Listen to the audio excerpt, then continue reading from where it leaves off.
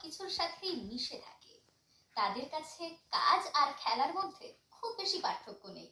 তারা কাজকেও মজা করেই নেয়। সাধারণ জীবনযাপনের সৌন্দর্য আর খুশি লুকিয়ে থাকে।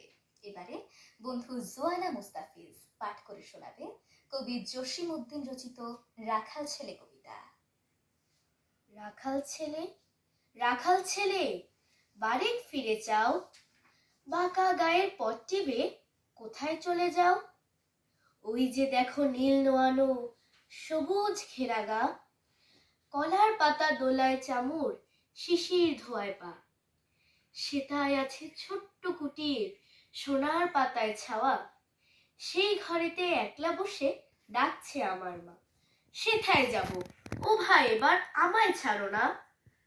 রাখাল ছেলে, রাখাল ছেলে, আবার কোথায় ধাও? পূব আকাশে ছাড়লো সবে রঙিন মেঘের নাও।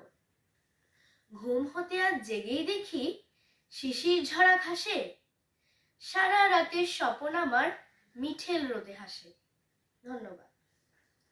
প্রকৃতির প্রতিটি জীব তাদের নিজ নিজ কাজে ব্যস্ত এবং নিয়ম মাফিক জীবনযাপন করে। মৌমাছি, পাখি ও পিপীলিকা সবাই পরিশ্রম করে, সময়ের মূল্য বোঝে এবং দায়িত্ব